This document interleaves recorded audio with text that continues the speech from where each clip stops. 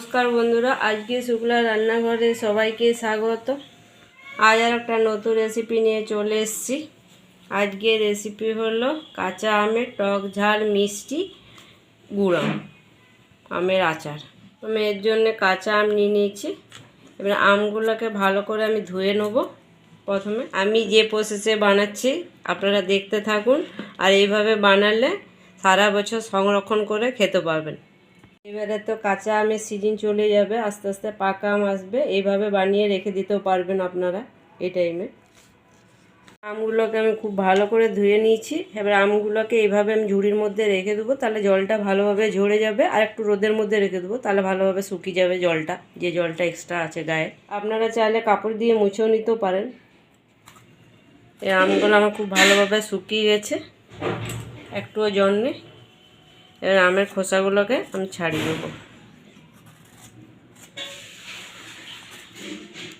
আমি কাটার পর আর ধুবো না, আমি ওই জন্য স্টিলের জিনিসে করে ছাড়িয়ে নিচ্ছি খোসাটাকে।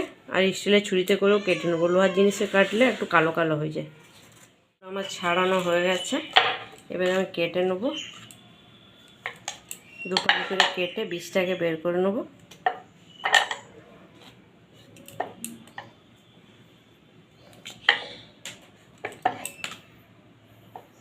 এইভাবে লম্বা লম্বা করে কেটে নেব। সমস্ত আমগুলো আমি কেটে নিলাম।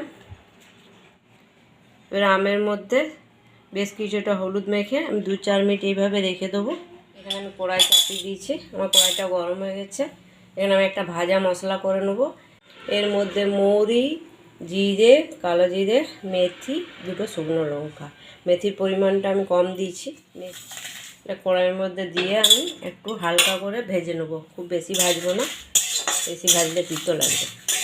মৌরির পরিমাণটা বেশি দিলাম, মৌরির থেকে যে সেন্টটা ওঠে বেশি সুন্দর লাগে, তাহলে আচারের গন্ধটা খুব সুন্দর হয় আর খেতেও টেস্টটা পারে। আমার মশলাটা ভাজা হয়ে গেছে, মশলার থেকে মিষ্টি গন্ধ ছেড়ে দিয়েছে আর মশলার কালারটাও চেঞ্জ হয়ে গেছে। এইভাবে আমি ভেজে নিয়েছি, তো খুব বেশি ভাজিনি, আমি হালকা করে ভেজে নিয়েছি। এগুলো নামিয়ে হামাল দিস্তার মধ্যে নিয়ে আমি গুঁড়ো করে নেব। এবার কড়াইয়ের মধ্যে তেল দিয়ে দিচ্ছি, দিয়ে দিচ্ছি 5 ফোড়ন, আর দিয়ে দিচ্ছি একটা শুকনো লঙ্কা ফোড়ন। ফোড়নটাকে 2 সেকেন্ড নেড়ে নেব।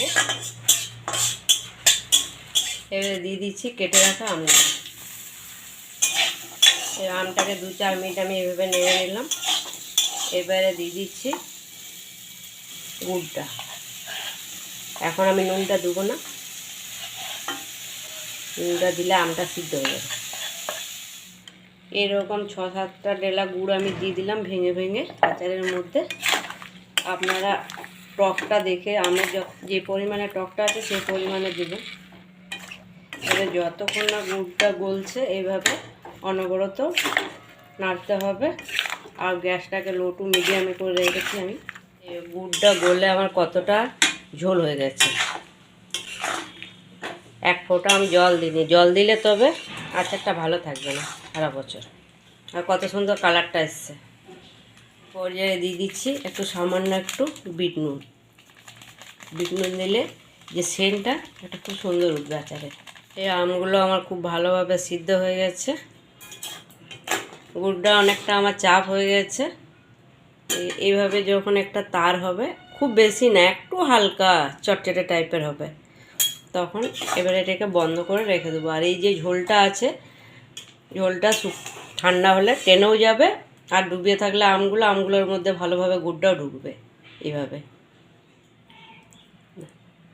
এই মশলাটা আমি গুঁড়ো করে নিয়েছি, তবে খুব বেশি একদম মিহি করে করিনি, একটু দানা দানা আছে। এবারে দিয়ে দিচ্ছি মশলাটা আচারের মধ্যে। এবার খুব ভালো করে আমি মিশিয়ে দিচ্ছি। এই আমার গুড় আম হয়ে গেল। আচারটাকে তুলে আমি একটা স্টিলের জায়গার মধ্যে নিয়ে নিচ্ছি। অ্যালুমিনিয়ামের জিনিসে নিলে থাকলে বেশিক্ষণ ত্বকটা উঠে যাবে। সব আচারটা আমি তুলে নিলাম। এবার এইভাবে আমি তুলে নেব, যে গুড়ে যে বালি নোংরা থাকে, বালিগুলো তলার মধ্যে তাহলে পড়ে যাবে। ওই তলার একটা নেবো না, ফেলে দেবো। এইভাবে কত বালি, এইভাবে নিলে বালিটাও যাবে না, আমার আচারটা ভালো লাগবে খেতে, তাহলে আর বালি বালি কিচকিচ করলে ভালো লাগবে। বেশ কিছুটা আমি ঠান্ডা করে দেখাচ্ছি। এই আমার অনেকটাই ঘন হয়ে গেছে, আর কত সুন্দর কালারটা এসছে। এইরকম একটা কাচের বোতল বা জার নিয়ে রেখে দিতে পারেন। এইভাবে কাচের বোতলে রাখলে ভালো থাকে। ধুয়ে পরিষ্কার করে ভালো করে নিতে হবে কাচের বোতলটা। আর এখন কাঁচা আম অনেকটাই সস্তা, আর কিছুদিন পর আমগুলো পেকে যাবে, কাঁচা আম পাওয়া যাবে না অতটা। আজকের এই আমের আচারের রেসিপিটা আপনাদের কেমন লাগলো অবশ্যই জানাবেন। যদি ভালো লাগে লাইক শেয়ার সাবস্ক্রাইব করবেন, আর পাশে থেকে সাপোর্ট করবেন। ধন্যবাদ।